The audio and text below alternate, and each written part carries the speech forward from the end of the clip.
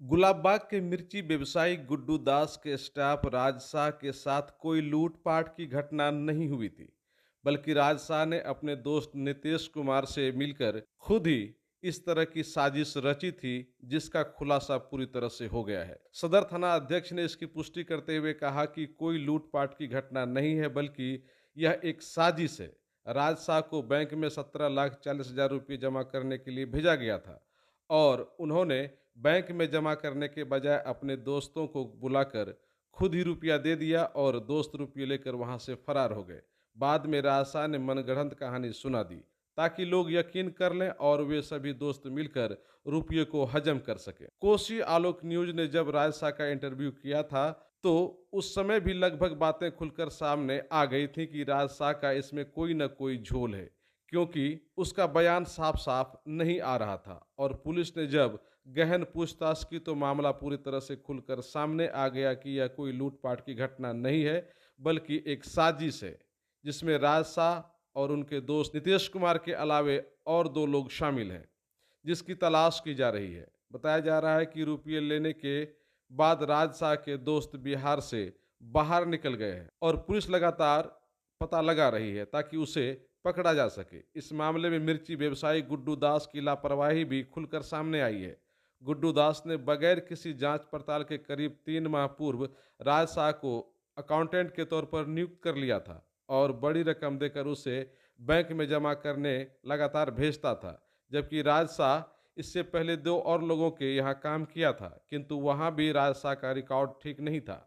बहुत ही कम समय के लिए काम किया था और काम क्यों छोड़ा या फिर मालिक ने भी उसे हटा दिया था, और अगर हटाया था या छोड़ा था तो आखिर इसके पीछे का वजह क्या था, राजशाह का बैकग्राउंड क्या रहा है, इसके दोस्त कैसे हैं, फैमिली के लोग कैसे हैं, इन सब चीज़ों की कोई जांच पड़ताल गुड्डू दास ने नहीं की थी। किसी ने लाकर राजशाह को दे दिया और गुड्डू दास ने उसे सीधे तौर पर अकाउंटेंट बनाकर बड़ी रकम हाथ में थमा दिया और करीब 3 माह से लगातार बड़ी रकम को राजशाह बैंक में जमा करने के लिए जाता था। और अचानक राजशाह का मिजाज बिगड़ गया और उन्होंने इस तरह की घटना को अंजाम दे दिया, जिसका खामियाजा यह हुआ कि आज गुड्डू दास का 17,40,000 रुपये लेकर राजशाह के दोस्त फरार हो गए हैं और गुड्डू दास रुपये के लिए प्रशासन पर दबाव बना रहे हैं। और अभी प्रशासन पर सवाल खड़ा किया जा रहा है कि पुलिस लापरवाह है, घटना कैसे हो गई, अपराधी बेलगाम क्यों है, जबकि इस मामले में बड़ी लापरवाही व्यवसायी गुड्डू दास की भी है। 5/6/2024 को दिन के करीब 12:05 के आसपास एक मसाला के व्यवसायी थे, मिर्च मसाला की गद्दी थी गुलाबबाग में, गुड्डू दास, प्रवीण कुमार ऐसे नाम है उनका। वो अपने स्टाफ राजा शाह से 17,40,000 रुपया खुशकी बाग स्टेट बैंक में जमा करने के लिए भेजे। बाइक पर एक काला रंग का बैग पर भेजे और उनका स्टाफ घर से थोड़ी देर में निकलता है और वापस आ जाता है और कहता है कि 4 लड़का जो है हमें मुक्का से मार के बैग को छीन लिया है और पिस्टल से मोटरसाइकिल पर बट से मारा भी है और पैसा सब ले लिया है। उसमें पुलिस अधीक्षक पूर्णिया महोदय के द्वारा तत्क्षण एक टीम का गठन किया गया मेरे नेतृत्व में, जिसमें एसएचओ सदर राजीव लाल, उसके साथ sub inspector DSP probationer Avinash ji, ये सारे लोग शामिल हुए और टेक्निकल सेल पुलिस अधीक्षक महोदय पूर्णिया डीआईयू टीम लगी और हम लोगों ने अनुसंधान प्रारंभ किया।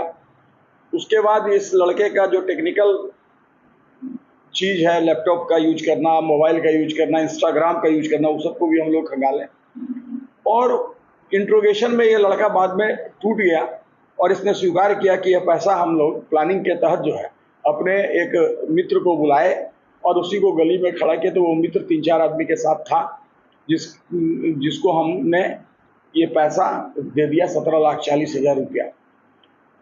जिस मित्र के बारे में पैसा लेने की बात बताया वो फरार है, जेल से छूटा हुआ व्यक्ति है और उसके घर पर छापामारी किया गया है। पैसे की अभी रिकवरी तो नहीं हुई है, लेकिन जल्द से जल्द इसकी रिकवरी भी हो जाएगी। और इस बीच जो है सो अन्य लोग के भी नाम का पता चला है, तो उस पर भी छापामारी किया जा रहा है और वादी जो है सो इस केस में वादी जो है अब देख रहे हैं कि वो कुछ अंडर डील भी कर रहा है, लेकिन हम लोग इसको चूंकि मिल गया है और इस तरह का कृत्य किया है, षड्यंत्र किया है, तो इसको हम लोग गिरफ्तार करके जेल भेज रहे हैं। तो अमानत में खयानत है, लेकिन लूट का रूप दिया गया है। इसको देख लेते हैं इन्वेस्टिगेशन में कि क्या होता है। तो वो शक था कि घर से निकला है, तो कैसे अपराधी को पता चल गया कि फल्ला अमुक व्यक्ति घर से निकल के बैंक जा रहा है। बैंक से कोई पैसा निकालता है तो उसको मान सकते हैं वहां से चेंज करता है। ये घर से जानने के लिए और एकदम सुना गली में व्यक्ति खड़ा है और इसको आया है, बैंक ले लिया है। हम लोग को शक हो गया था कि इसने जरूर किया है, लेकिन ये अपना मोबाइल भी बोला कि हमारा चला गया है, तो इसलिए मोबाइल से खंगाल नहीं सके। लेकिन फिर लास्ट में इसके लैपटॉप पर एक मैसेज था कि जल्दी आओ, शक हो रहा है लोग को, और ये बोला ओके। ये मैसेज जो लास्ट चैटिंग हुआ, तो ये कंफर्म कर दिया कि ये आदमी को बुलवा के ये घटना कृत करा है। ये लैपटॉप में मैसेज था। उसके साथ कौन कौन आदमी थे है पता चला है उसमें, जिसको छापामारी चल रही है। अब आपकी कल्पनाएं होंगे साकार, क्योंकि है ना आपके साथ कावेरी एजुकेशन। अगर आप हैं 12वीं पास तो हो जाइए तैयार जीएनएम एवं बीएससी नर्सिंग के साथ इंजीनियरिंग और आईटीआई कोर्स के लिए, वो भी कम फीस में। बिहार एवं बिहार के बाहर के मान्यता प्राप्त कॉलेज से कावेरी एजुकेशन कराएगा आपको GNM, BSc nursing, BTech, polytechnic, BBA, BCA, ITI के साथ कई अन्य कोर्सेज, जो आपको देगा 100% जॉब प्लेसमेंट। सभी कोर्स करने के लिए आपको मिलेगा बिहार सरकार के क्रेडिट कार्ड योजना से 4 लाख तक की सहायता। तो आज ही नामांकन कराएं और अपने सपनों को दे ऊंची उड़ान। संपर्क करें कावेरी एजुकेशन, कप्तान पारा, खुशकीबाग, पूर्णिया। संपर्क करें 9560624166। Second number 9471855802।